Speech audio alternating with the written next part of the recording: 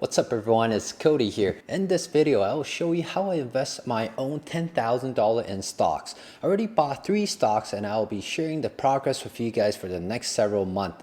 I will keep updating what I'm buying and selling on this channel, so subscribe if you're new to the channel.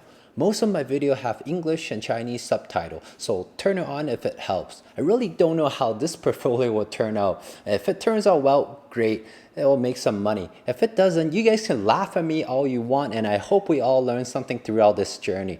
I'll take all the risks, and all I ask in return is that you smash the like button right now so that YouTube will let more people see this video, and they will smash that like button again and again, and you get the idea. Also, by the end of the video, I will give you a summary of my $10,000 portfolio, and let's get right at it. Not all of you are investing with $10,000 in your account. You might have more or less, so you can adjust your portfolio based on your own account size. For example, if you have $1,000 in your account, you can divide all the stocks I'm holding by 10 in your own portfolio.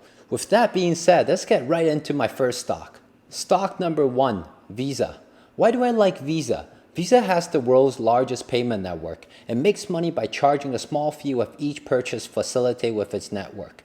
You are using Visa's payment network whether you are shopping in a physical store or online. Visa is currently trading at $190 and the PE ratio is at 34. The PE ratio is above the well-known guidelines of 20, but it's slightly higher to reflect the growth in the stock. Visa is currently paying a dividend of 0.6%. Even though it might not seem like a lot, the dividend has been growing at 26% per year for the last 10 years. Also, the dividend payout ratio is at a healthy 20%, so this gives Visa the rest of the 80% of profit to keep growing their business. I always look at the stock chart to make sure that the stock price has a healthy trend. In this case, Visa has more than doubled their stock price over the past 5 years. It's what we want to see in a growing company. At the same time, it's not so fast that the stock price growth became almost vertical. The stock price took a dive in March this year, but it has recovered 70% from the drop, even before the economic will get back to normal. I believe that Visa is growing for the long term, so I bought 5 shares of Visa. This is roughly 13% of my $10,000 portfolio, so I still have 87% of my capital left. If you decide to follow my stock picks, I'm not responsible for any gain or losses. This is really just a demonstration of what I would do with my own $10,000. My skin is also in the game, so make sure you do your own due diligence and are comfortable with the risks involved. Let's move on to our stock number 2, Apple. Do you really want me to introduce Apple, or do you rather save the time to smash the like button for me if you enjoyed the video so far? I've been using iPhones and MacBook for the past 10 years. Besides the high demand products like MacBook and iPhone, Apple is becoming the market leader in wearables. No competitors have yet to prove as successful as Apple. Also, Apple has close to $200 billion of cash reserve at the end of December 2019. With such a great amount of cash, Apple can not only weather any economical downturn, but also invest for research or buy back their own shares. In both cases, it's good news for shareholders. Apple is currently trading at $319. The PE ratio is at 25. It's a very healthy number for a technology stock with consistently growing revenue. From the technical standpoint, Apple's stock price tripled over the past 4 years. The sharp drop in March this year did not break the 50-day moving average, and now the stock has almost 100% recovery from the sharp drop in March. The stock chart is showing us positive momentum on the Apple stock. I like both the Apple's fundamental and technical, so I bought 5 shares of Apple. This is roughly 21% of my $10,000 portfolio, so I still have 66% of my capital left. Stock number 3, Enbridge. Enbridge is a Canadian multinational energy transportation company. It focuses on the transportation, distribution, and generation of energy primarily in North America. Enbridge is currently trading at around $43.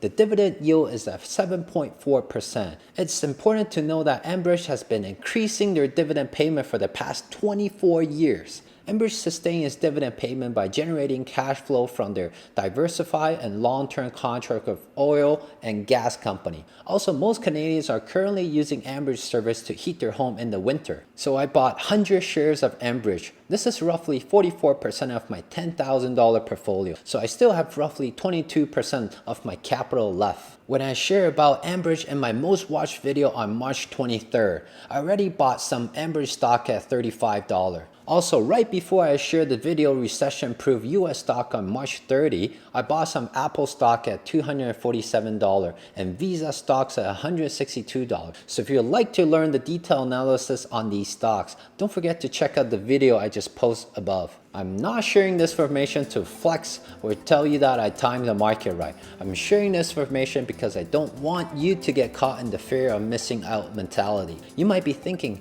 yay.